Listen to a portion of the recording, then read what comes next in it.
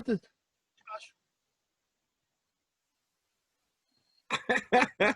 Yeah. So what did you say about my screen? Hmm? You liked it because it was a green screen? Well, you're trying to say aliens are green, and I'm just saying it's the media trying to manipulate us by, like, television and media trying to represent what aliens are. But that's just a media concoction to hide the actual truth of what aliens look like. And I think it's all they're brainwashing us to try to understand. You know, it's some crazy stuff right there. Yeah, well, they truly look humanoid. You just blew my mind. It's gonna be a lot of that tonight, definitely. This Yes. is like, you know, raw, uncut, just unfiltered facts, truth Raw. about what aliens or UFOs or I don't know those other fancy terms people say about unidentified blah blah blah stuff. Yeah, it's gonna get deep and stuff tonight. So Oh yeah, definitely on this Oddcast, we will be talking about this tonight. Aliens, alien contact on this Halloween of 2020. What's the date today? October 20th. 21st. Is that a coincidence? I don't know. 2 + 1 = 3. 3. And 3. And then 3 - 2 is 1. And A is the first letter of the alphabet. And alien starts with an A. Holy shit, dude. I never actually thought about that before. That's crazy. Especially since this is episode 1A of the alien contact discussion. Is it not? I thought it was A1. Yes, 1A and A1. Holy shit, dude! I didn't know that steakhouse sauce company, dude. They have the bid on that, so we can't. They're part of it, dude. I don't know. I don't know if it's also like the Illuminati is in it too, or whatever. So we're also talking conspiracies tonight too. Gosh, why? Yeah, why they go hand in hand? I guess aliens and conspiracies. Yeah. Yes, that's what I've been reading about Planet X out what there. You got, yeah, what is all the various ways we're trying to get in touch with alien life that's going on, and no one's talking about it. What is Planet X, John? Planet X is a mysterious planet out there. New world with life, possible life. So it's mysterious, but we know it has life? On the outer rim of the known galaxy. They're trying to find, signs of life out there. And all that information. Our solar system, or you mean like Planet X is any planet that might hold life in right. Yes. So Planet X is just the designation of that possible planet out there. Because we used to call Planet X. Go show me. Didn't Planet X used to be the name for an unknown planet within our own solar system that they thought was there, that it had a big orbit, and we just have not been able to see it yet. Exactly. On the outer rim of our galaxy. You know what's crazy? Like, isn't Pluto, even though it's not a planet, it's still a planetary body, and isn't Pluto's orbit like 900 years or something crazy like that? So we haven't even been around. Like, I mean, the wider the orbits are really wide out there for those exoplanets, right? So imagine which parts of the universe those planets are traveling through. You know. Well, you're talking about there's planets, right? If they have an orbit, then they're going to be orbiting a star, but there is planets that are stray planets that have have been knocked out of their orbits, so they're like rogue planets, they call them, and they're not with any star, and they're just out there, like in the vastness of space. Right. That's crazy. That's some wild shit right there, yeah. My question always is, what exactly are the signs that show life out there? What does a planet, what does anything out in the universe, what are the elements needed to show life? Is it a singular or multicellular organism that we're looking for? And how are we trying to find the signs of life? Are we doing radio waves, light, any type of form that can show that, like water is another thing that people look for. Recent news about Mars, they said in the northern southern polar caps, they're seeing that there's water underneath Mars. So they're actually starting to see that there was potential signs of life that could have occurred on the planet Mars. So now it's unique that all the issues we're having with Earth right now, and we're now seeing there's possibilities that there could have been life out there, or is possibilities of life out there. More signs of that. So it's an interesting time, but at the same time, we also are focusing on this planet. But I think for what we're discussing tonight is an important topic for the future, because I think we will be probably looking outward more for solutions now to the problems that we're having here, you know. So as you know, like with the coronavirus and all those other issues going on. I mean, Are you saying like getting contact with aliens to teach us how to like stop like climate change and stuff? Like, yeah, that too. That's like definitely direct, like straight contact with the alien species that could help us with their advanced technology. Yeah, I'm cool with that. Yeah, I think anything that will help us learn to be better. Mm-hmm. You know, it would be nice. I mean, it's just odd that we were on this trajectory of, you know, with going to the moon in the late '60s, and then it just all ended. And you know, we did the shuttle program. So, Did we go to the moon though? I don't know. I heard that was a hoax, or at the time that it was a hoax. Though. I've been looking at the videos. Do you believe that did we land on the moon? Did we Well, the first thing I looked to see if there's a black curtain back there in the background when the astronauts are jumping around. You know, I guess that's a question we got to ask Stanley Kubrick. You know. So. Okay. Just trying to be like the director, unbiased kind of in between moderator in this discussion. I mean, are you leading to The Shining when Stanley Kubrick was putting symbolism in the movie throughout to pretty much say that he directed the landing on the moon? You know. I'm not saying it happened. I'm not saying it didn't happen, though. I'm just saying it's possible. There's two sides of a coin. Like a nickel, a penny, a quarter, all have two sides. That's right. That's a metaphor. Was it Apollo 11? What was that one that went to the moon? The one that blew up? No. That's the space program. Oh, that one. Yeah, that blew up, right? So which one went to the moon? Apollo 12? 13? Apollo No, 11. 13 was the unlucky one. Was Apollo 13, right? That was the one with the. That was the one with Tom Hanks on it, though. The one with Tom. But he made it out. I'm pretty sure. Yeah. So there was one that actually just like blew up, though. No, I think that was the one that blew the challenge. Yeah. Yeah, that's a challenge. The one that I thought you were talking about the one that went on fire. That was the Gemini program. Mercury. Yeah, Mercury was. I can't remember when Gemini happened, but I know that Mercury. Oh, Mercury program. It was Mercury. Mercury was the precursor. Gus Grissom. Basically, to show that moon landing was possible. So each Mercury mission went one step further. Like first, getting man. I say man because they weren't putting women on there, but man into space, right? And then the next one, can they get into space and how long can they stay a little longer? Because can they stay out in space the duration of the trip that it would take to get to the moon and back? And then they practiced all these other, first, then they went to the moon, then they orbited the moon, and then, landed. So, yeah. I actually had my telescope out earlier this week, and I had a really good view of the moon's surface. I was trying to find that U.S. flag or signs of that. I was trying to find it. I didn't see it.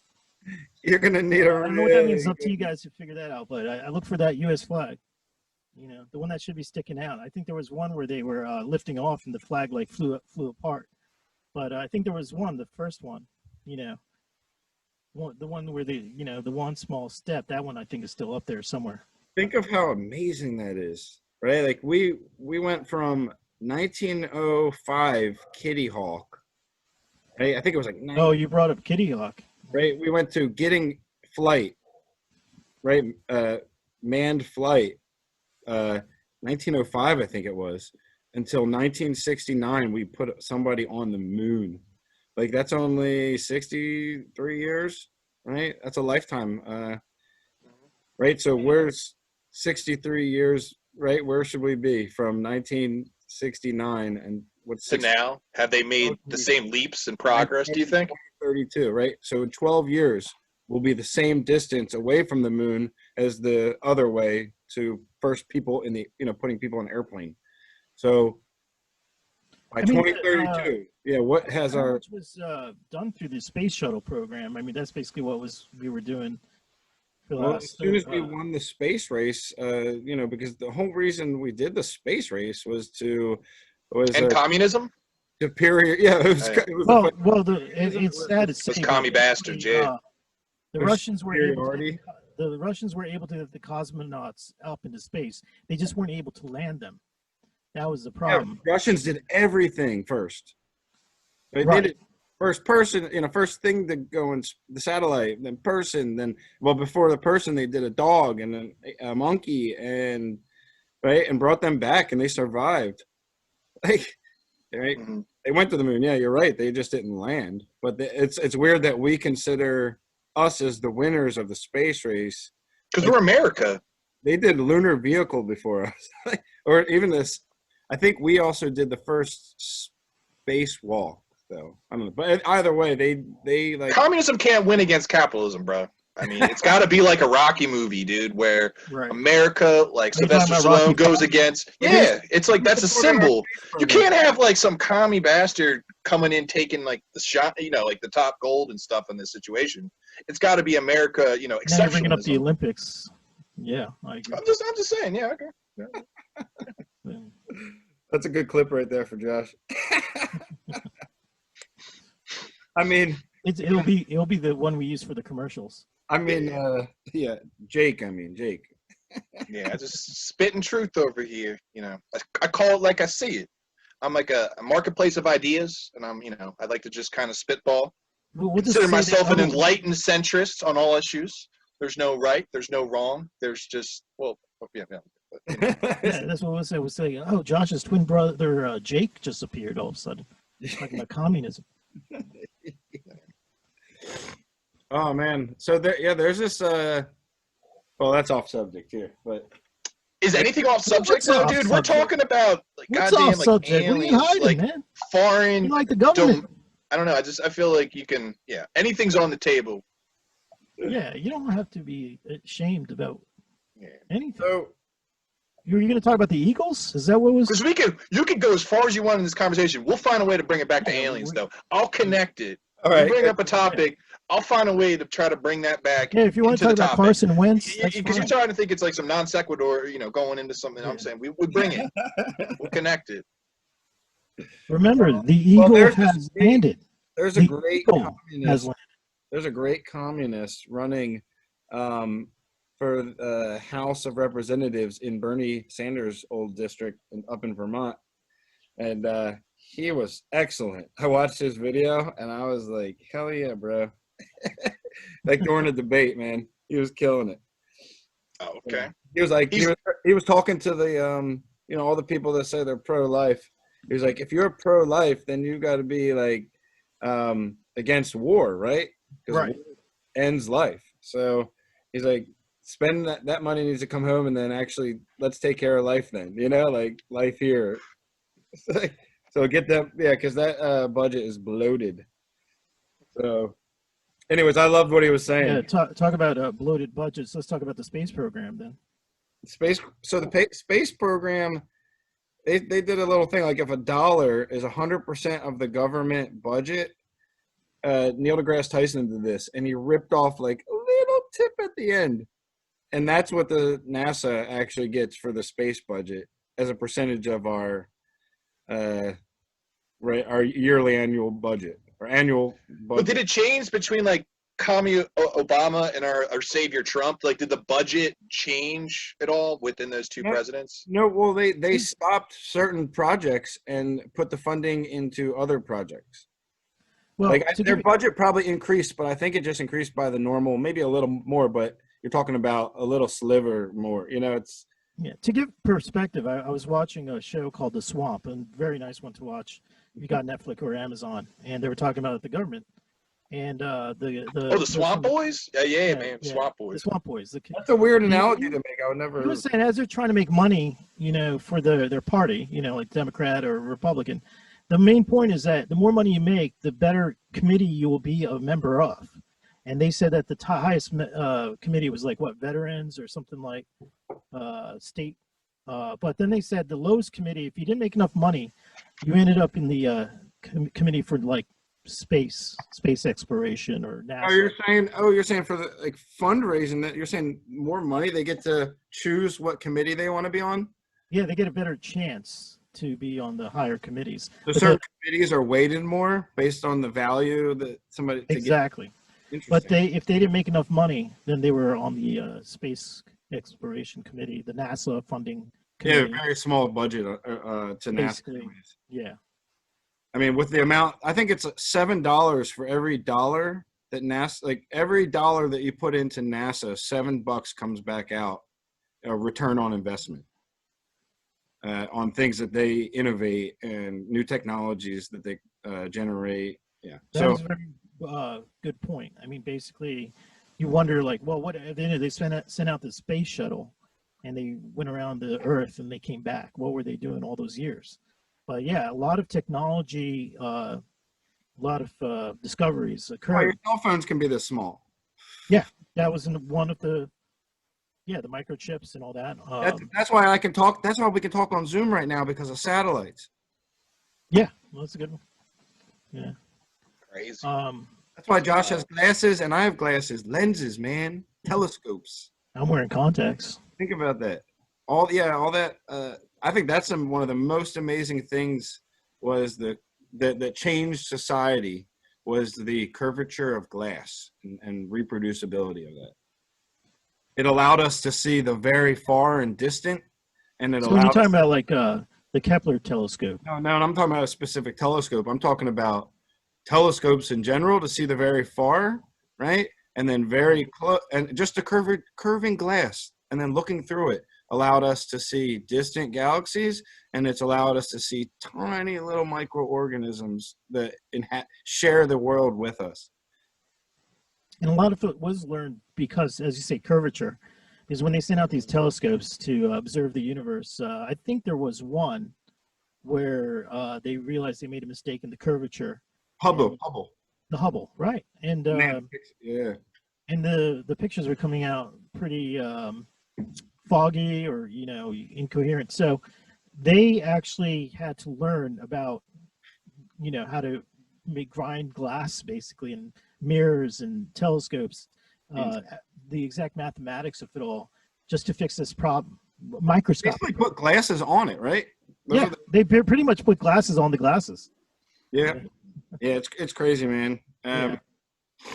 You know what the first telescope was like created for? Like what it was used for? The first not the first telescope, but the first contracted one. Like they wanted you to build this was for battle, right? For war, right? Because if you could see a ship coming over the horizon before they could see you, you had an advantage. It's crazy. War sparks innovation. War sparks innovation, dude. Yeah, Neil deGrasse Tyson wrote a whole book on that and how. I mean, basically, it was the Cold War, right? Where all of a sudden we had this, we had the ships going up the, Mercury program and all that. First one to the moon. That was, it was called the Cold War. It was it was chilly, dude. It was chilly. But remember, it came from like who were the scientists that did it? It was like Werner von Braun, right? From World War II, you're talking about, right? Not former Nazi Werner von Braun, who became the head of our NASA project, like our whole NASA, for a long time, and it was also other Nazi scientists too that went to Russia, right? Because they were people. Scientists like they knew that it's kind of like sometimes science, the discovery of science, the tool. What the tool does matters whose hands it's in, right? Like how you use it. So like anything, you build a rocket, you can use it to send over a payload that's going to explode, or you can send it out in space to explore other planets or galaxies, right? Same with the nuclear bomb, right? Now we use that nuclear energy for electricity and generation of power. The same thing with even all the nitrogen that we use to grow our plants comes from the the Haber Bosch, right? Fritz Haber, who created that back in World War II. So all that nitrogen though was used for bombs, but it was also used as a nitrogen source to grow food, and he created that back in during World War II because I think it might be during World War One, but get your facts straight. Yeah, because it was interesting because so I think it was either World War II, but the Allies at the time had control of the salt mines where people used to mine for nitrate, right? They used to have to mine for it, and that was in Chile. And the Allies had control of that. So they cut off the Germans and the Axis powers from that. So they had to come up with a way to make their own nitrates.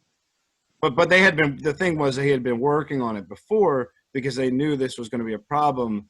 Like, you can grow your crops faster by adding nitrogen to the soil. So they knew it was going to be an agricultural thing as well as like to make bombs. It's crazy. But he was a vicious man, that guy too. But it's crazy. We all benefit from all this stuff.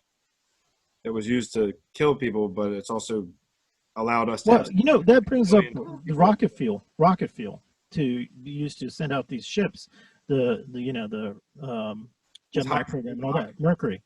That was from Nazi scientists. I think someone who was involved in rocketry and all that stuff. That was from sending out missiles into a distance. They couldn't send out long distance missiles, and they had experts throughout the war figuring that out. By the time they figured it out, the war was over, and they ended up using it for the space program. So it's another interesting fact, like you said, used for war and then ended up being used for science, or vice versa. Like you said, science, war, like the hydrogen bomb. Yeah, it's interesting. It's because war has the budget. It goes back to that. Money that's a good point. So if it gives you an advantage, they're going to do it. And hope maybe sometimes F-35 fighter pilot, not pilot, but fighter plane is not necessarily, I guess it's keeping us safe. No, I don't know. Yeah. But I'm not benefiting it on, but the technology, I guess, used to develop it.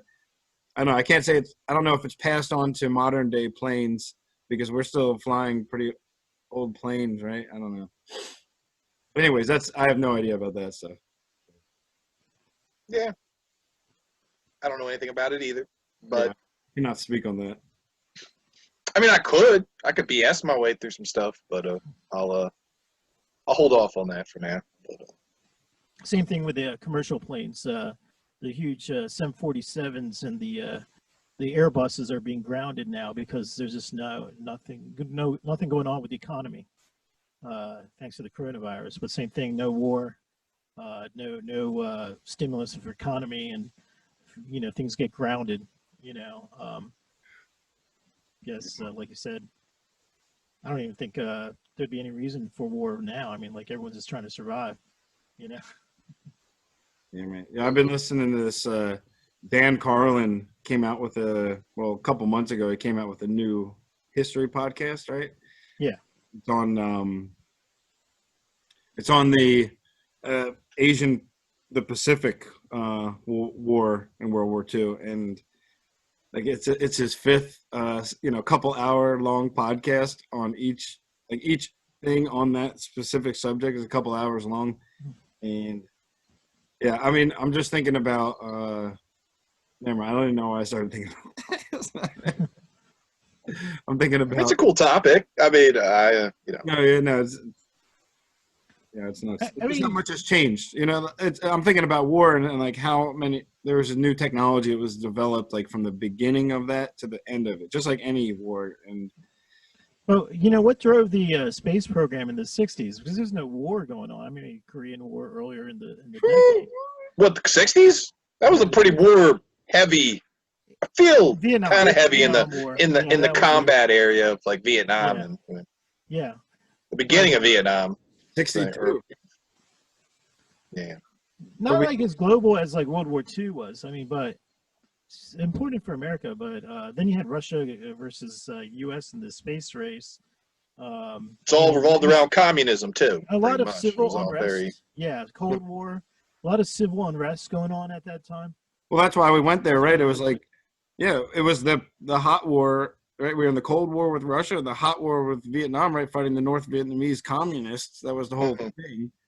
Yeah, the whole thing was like trying to like freedom of like, you know, capitalism and democracy versus the evil communists and stuff. That was. And you had civil liberty, you know, with the at the end of the '60s, the movements, civil rights movements, you know, women's rights, and you know, I think the space race was a way to concentrate on something positive, where they were trying to do that at that time, because soon after that, you had Nixon, and then the space race ended, you know, and we won. And, who was the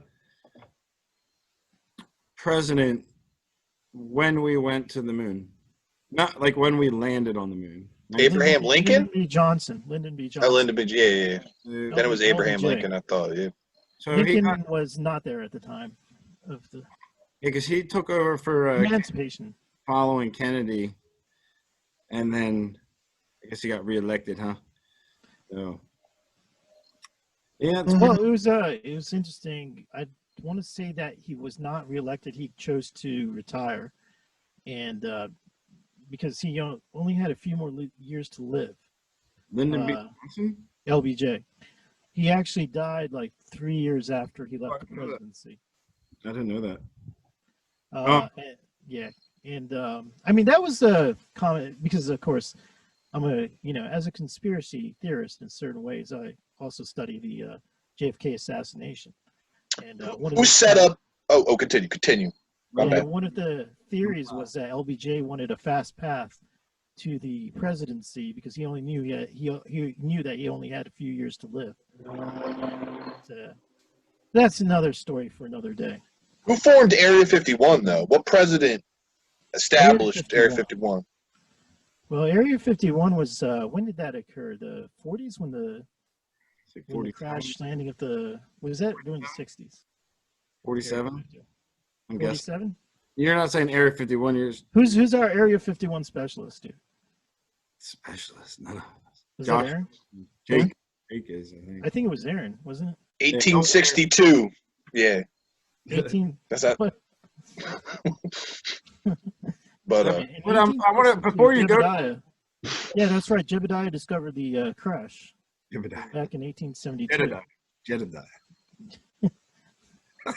Jebediah Jr. Jed with a D. Jedediah. Jedediah. Was it Jebediah? Wasn't that just roll off a lot better? Oh yeah.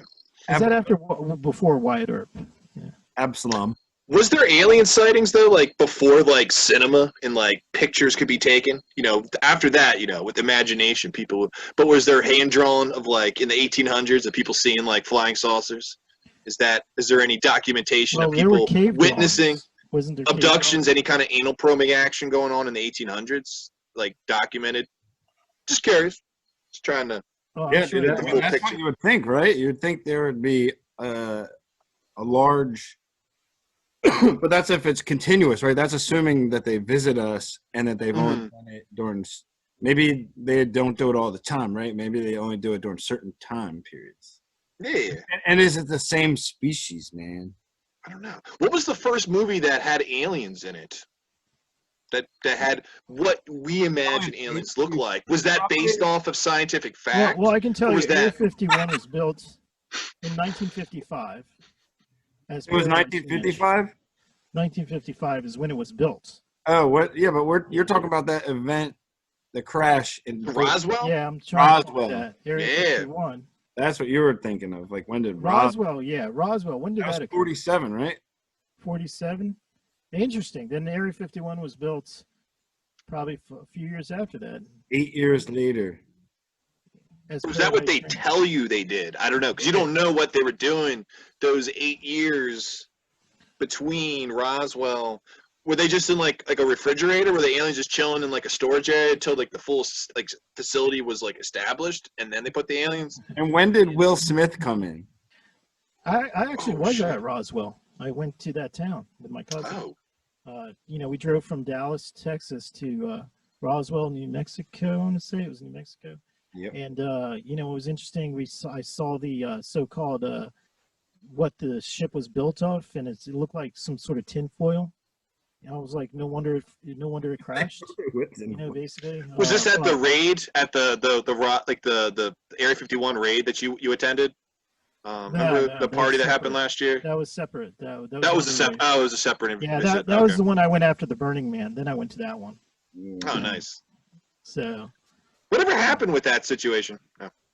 which one are you talking about? The Roswell? No, like the raid that was supposed to happen. Remember, like last year, it was like that big thing. Everyone was talking about Area 51. It became like the raid. I thought you said sometimes the rave. biggest memes have the most truth to them. For a second, I thought you said rave.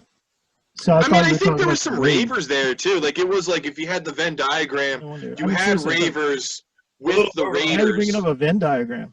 A little overlap. There was supposed to be a raid. Like, They if you were like, looked we're at the gonna. crowds, yeah. Well, if I recall, they got the army in, didn't they? They said they got the heads up that there was going to be. Well, a raid. I mean, you got top secret, things going on in Area 51. They don't want some ravers like partying in the facility and stuff, dude. They gotta put their foot down. They had a couple things to worry. They had to worry about the raid and the rave. Yeah, wild times. I was just curious. Like, I thought you were there. I thought you were attending that situation. Even if I went there, I probably wouldn't remember. Like Men in Black erased you. Yeah. Memory. Not really. I was thinking more of, part of from the rave, like you're from the Raven. It's out in the desert. You know what I'm? I'm just trying to give hints.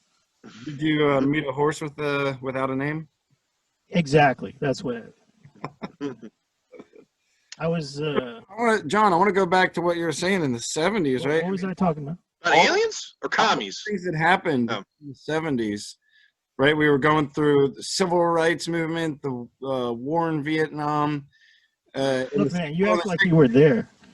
You weren't even born yet. I mean, it was a time when there's a lot of footage and there's a lot of written on it, so you could get a gist of what's going on. Think about 60s and 70s, and we still went to the moon, and then we created the environment. It was like, so here's the thing: they took the picture of the Earth from like behind the moon, right? Like even just of the Earth was the first picture taken, and following that is what people saw our planet for the first time from a different perspective, right? They didn't have all these Earth pictures back then. This is the first one, and then all these things changed from that, right? You had Doctors Without Borders was created. You had the Environmental Protection Act. You had Clean Water, Clean Air Acts, Endangered Species Act. All these came in like the early 70s. Do you think like seeing the Earth was responsible? A lot of people say that, like just seeing that is what kind of this is an interesting thing when we all look at where we were in time, and that's a good point that you brought up. I mean, no one knew what the Earth looked like from above until '69. And you never really think of that. You think we've always had pictures of the planet Earth and all that. It really, what is it, like 50 years now? It's only been 50 years since we actually had color photographs and been able to see the Earth from above, and I think one of the Neil Armstrong said best, like, it was an amazing thing seeing the planet Earth from the moon. Nice. So, yeah, I mean, we didn't have photos of that until 50 years ago. And it's just strange that throughout most of my life, I always assumed that it was common, we always had this photo. It was the biggest blow to the flat Earth conspiracy. And that destroyed the flat Earth conspiracy. Unless, if you really think about it, behind your head, that picture of the Earth, if it is flat, it could be flat. It could be like a coin, like I was saying. There's two sides to every coin. Yeah. It's possible that is a flat surface that's just just a disc, like a penny or a disc or something. It's like a pizza. You flip it around, and with the toppings are on both sides. Yeah, toppings because on both sides. You got stuff on both sides. The other side's India, stuff like that. Yeah, it's wild to think that how thin our atmosphere is, right? Like we talk about people going up, planes fly at around 30,000 feet. It's about what, 6 miles in the air, almost 6 miles in the air. And, what, you go up, that guy jumped out 80,000 feet or something. Yeah, I saw 100,000 that feet, the footage. guy who jumped, right? And he's like on the brim. So you got about 100,000 feet. That's about 20, 25 miles, probably 20 miles up in the air. And then there's space, right? So it's so thin it's just like a little peel on our planet. It's wild. That is crazy. And that's where all that weather comes, all that precipitation, the water cycle, everything. All that CO2. Right? That just very small parts of it, right? I mean, I think 95% of our atmosphere is just water. Yeah. Yeah, how much of the Earth they say is water? How much is land? I think 70-something percent, 75%, 70%. 75%. It's in the 70s. Almost like what is about the human body is It's supposed to be like 75% water. I don't know, 90%. I don't know. Yeah, it's high up there. I mean, like almost basically everything is element of water. It's getting too. And how much Okay. do you see it in the rest of the known universe? Yeah. This podcast is getting too friendly, though. I feel like there needs to be more like combativeness. I thought we were talking about conspiracy theories, not to talking about how much water's on. I mean, I guess that could be a conspiracy like, too. Let's think about I water. feel like a hippie here all of a sudden. Right? Water is water necessary for life, right? Is it? Think about what's crazy. There have been people that have refuted common knowledge. Basically. Like, I could probably just drink Powerade instead of water the rest of my life. I'd still survive. That's just proved your argument wrong. I don't have to drink water to survive. Straight out of Idiocracy. Facts, though, dude. Facts. I'm sorry, you just got burned, bro. It's the truth, but yeah, okay. But it's crazy, yeah, man. Yeah, it's wild. Yeah. Well, in the book Dune, they were saying it's a planet made of mostly sand. And that's where they got this magical element called spice. This is a fictional book, right? Science fiction. And but this is a precursor. It's kind of historical, though, right? Like Scientology. Yeah. How, like, this is like the first civilization. Like before the Egyptians and the aliens came down and designed the pyramids, there was like a dune type colony that existed in our area that first, established, civilization. In the book, they try to introduce water to the planet, and they didn't want any of it. They didn't want to make the planet. They wanted to keep it the way it was. They didn't want that stinking water, is basically what they said. And that was an interesting point made up by the author, which, not everyone that you think is going to be common sense is what people will follow, basically. So, yeah, everything's made of water, but is it necessary to be out there? I mean, that's the basic assumption. Wherever there's water, there's life out there in the universe. Well, what do you guys think? Yeah. Well, I mean, gosh, just finding water, right? There's water identified on the moon, and water identified on Mars, and water identified on moons of Jupiter and Saturn, likely.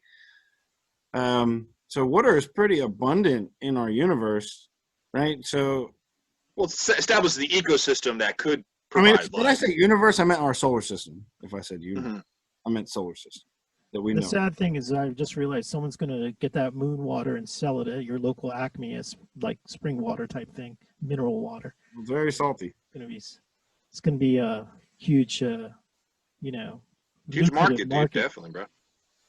Yeah. I mean, Mars water. But I mean, could the consumer actually tell the difference between like Mars water versus like Earth water? Is there, is there? Like I think there might be. What is is there a difference? Radioisotopes, different. Oh crap! Radioisotopes. Yeah.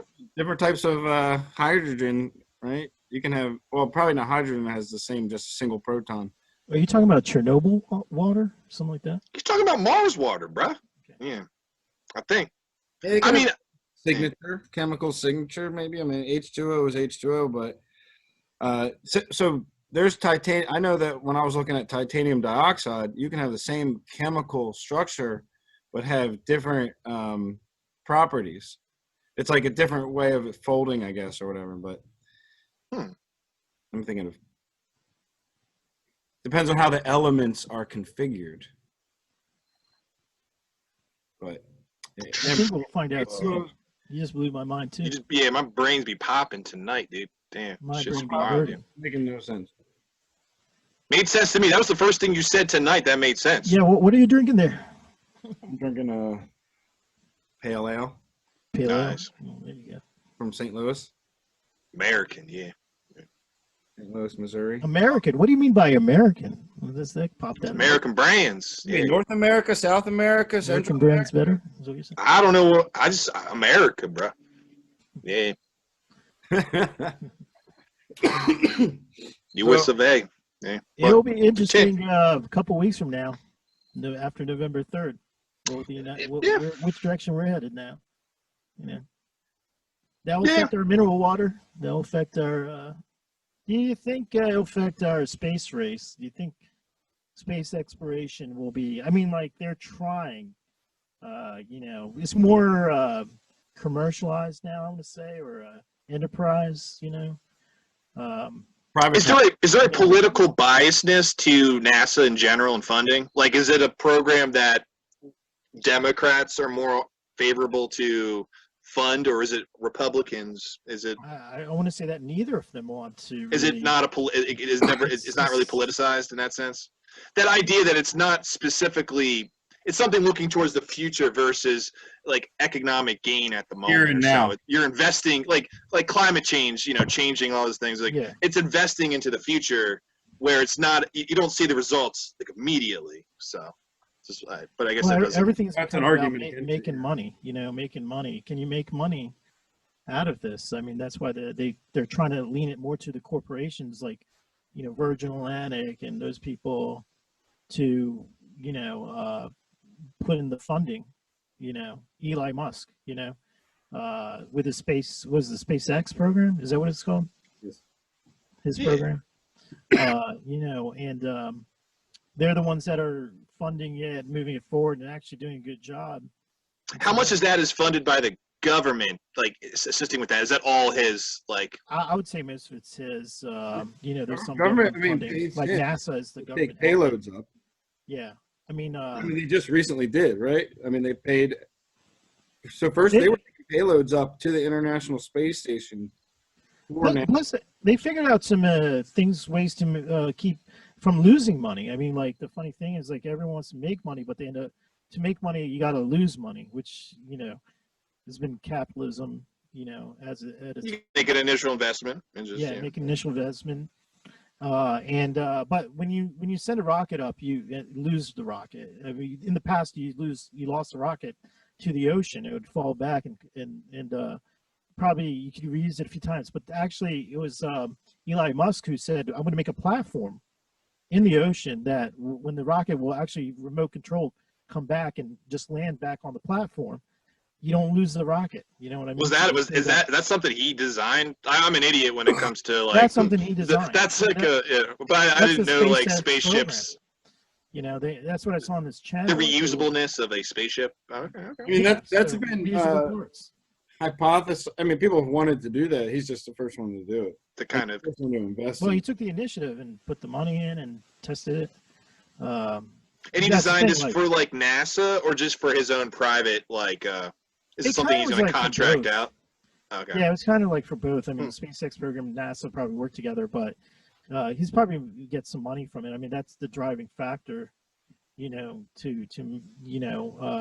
was it a Virgin Atlantic? They want to send people up to space as sort of like a commercial flight type experience.